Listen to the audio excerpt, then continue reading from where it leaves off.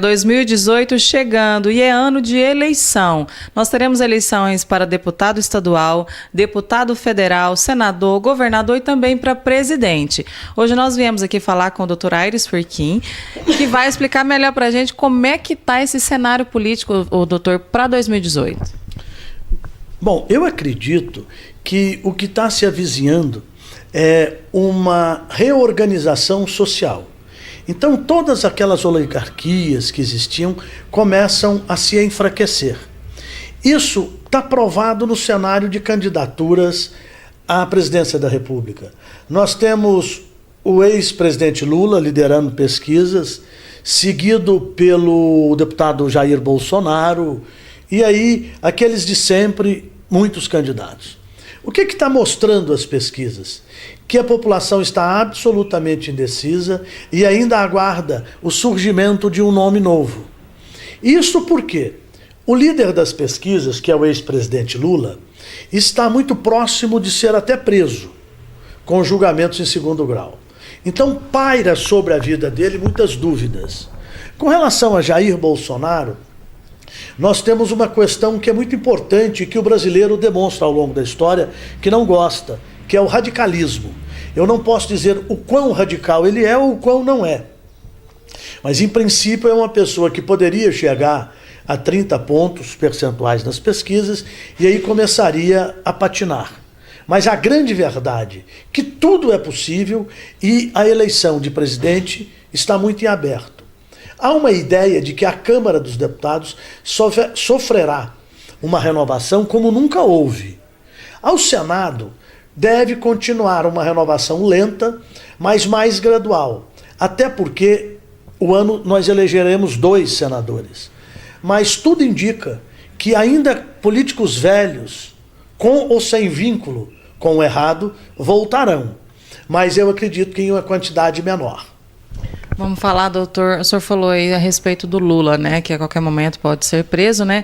A gente ouve muitas pessoas nas ruas e essas pessoas falam que votam no Lula porque foi um ano em que as pessoas com menos necessidades compraram carro, compraram casa, facilitou mais. Vamos explicar melhor para o pessoal de casa como que foi esse cenário político do Lula, que facilitou mais para as pessoas mais pobres, como é que é? Bom, um dos sonhos da vida do brasileiro era ter um salário na casa de $100. E, ao longo da história, a maior subida foi durante o governo Fernando Henrique, que saiu da casa de 56 e chegou a próximo de $80 o salário mínimo. Com o advento Luiz Eduardo Lula da Silva, nós saímos de $80 e fomos a 300 e tanto em apenas 4 anos. Ou seja, alguém tem que pagar essa conta. Esta é uma coisa que não se tem como fazer diferente. E estamos nesse patamar até hoje. Evidentemente que isso foi custeado pelo dinheiro público. O que acontece? O Lula, com essas mudanças, permitiu que esse trabalhador de classe menos favorecida, vinculado ao salário, tivesse uma condicionante de vida melhor. Só tem que, para isso, ele arrebentou toda a estrutura do país. E o que nós fazemos hoje, em absoluto, não é culpa de quem governa hoje. Não porque ele não participou. Porque participou, era vice-presidente da Dilma em 2 gestões. Ele é culpado tanto quanto. Mas a história começou com este tipo de governo. Eu vou tirar do governo e pagar ou custear um aumento ou mudança de classe social. O que isso implicou? A dificuldade que temos. Quem vai sofrer mais será o aposentado. É aquele trabalhador que ganha um salário. Então, nós não tivemos inflação, mas estamos saindo de uma das maiores recessões da história. Ou seja, o seu dinheiro compra, mas você não tem dinheiro, fica na mesma. Então, esta é uma ideia ilusória. O desenvolvimento vem e o desenvolvimento deve ser pequeno. Ele não pode ser abrupto, porque ele custa. E se você faz ele paulatino, ano a ano, você incorpora de caráter definitivo. E quando você faz forçosamente, arrancando a fórceps, você faz com que as pessoas vão pagar isso mais na frente. E nós estamos vivendo isso hoje.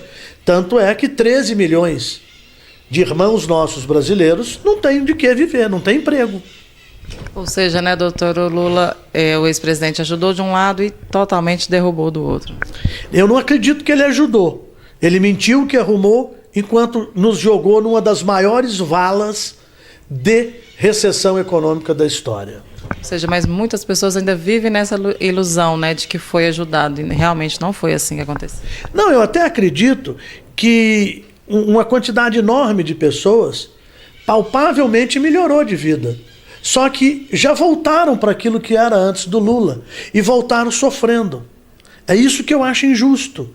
Se vamos arrumar, arrumemos de uma forma que é possível bancar o jogo e não falar, eu te dou isso e amanhã eu digo, olha, mas você tem que devolver com juros.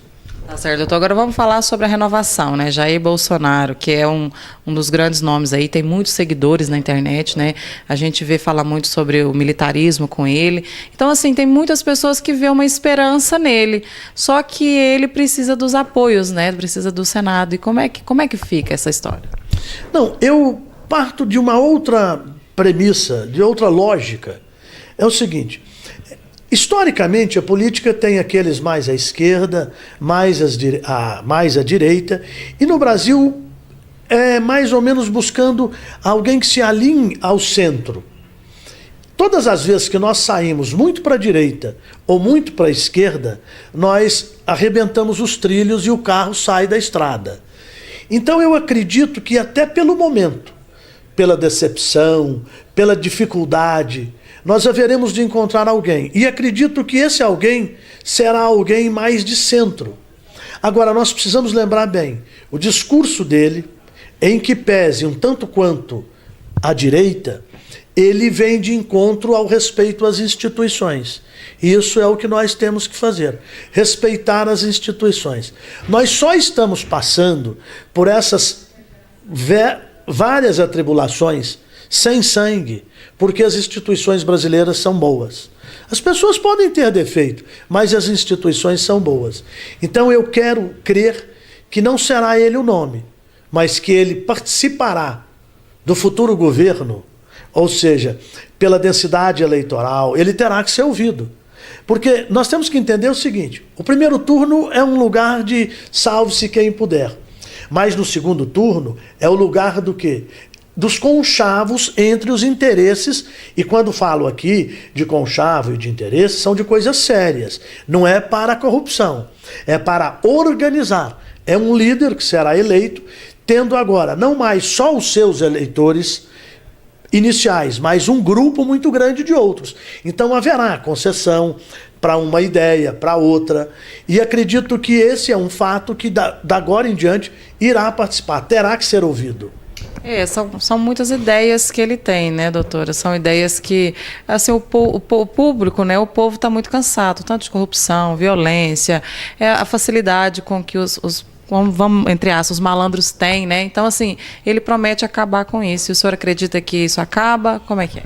Olha, isso é uma coisa que tem que acontecer ao longo do tempo. Há mais ou menos 20 anos, o metrô de Nova York era impraticável, 25 anos atrás. Hoje, é um dos sistemas de transporte coletivo mais seguros do mundo. Por quê? Porque houve a decisão de um grupo de pessoas que apoiava um candidato, que chamava à época Rudolph Giuliani, dizendo que nós temos que endurecer. Nós temos que enfrentar a criminalidade, a violência de frente. Bom, isso aconteceu, mas levou 10 anos. Então, nós não vamos arrumar uma bagunça como ela está dentro do próximo mandato. Agora, nós temos que criar linhas que já comecem a intimidar.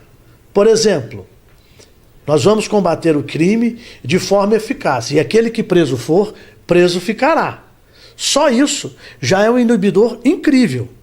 Vou te dar um dado que está mostrado aí, ninguém está querendo enxergar. O crime está morando em Perolândia. Todos os bandidos da região estão indo para lá durante o dia. E à noite lançam-se ao mundo a serviço. Jataí, Caiapônia, Mineiros, etc. E todo mundo sabe disso. E não estou vendo ninguém tomar providência. Então eu espero que nós tenhamos que ter vontade política para mudar. Tá certo, doutor. Agora vamos falar dos outros brevemente, né? Os deputados federal, estadual e senador, que a gente sabe que tem um nome bem público aí concorrendo. Eu posso estar fazendo uma imaginação do que vai acontecer. Acredito até que está mostrando, pelo tempo e por tudo, que para governo chegou a vez de Ronaldo Caiado. Mas não tem, isso não é uma premonição, eu imagino. E com relação ao Senado Federal, eu duvido muito que não serão dois caciques. Um do PSDB, na figura de Marconi Perillo, e outro do PMDB, que passa, inclusive, pelo aposentado, como ele diz, Maguito Vilela. Mas precisa ver como que haverá o acordo para o governo e que lugar ficará Leandro. Mas acredito que Goiás terá uma mudança mais significativa na Assembleia, uma mudança relativa à Câmara, e nós vamos viver mesmice com o Senado Federal. E o que orientar para quem nos assiste, vai lá votar, doutor? Não vote em amigo, não vote em favor. Vote em quem tem compromisso com mudança, com realidade de melhora. Pensar no individual é criar condição para que os malandros permaneçam exercendo o poder.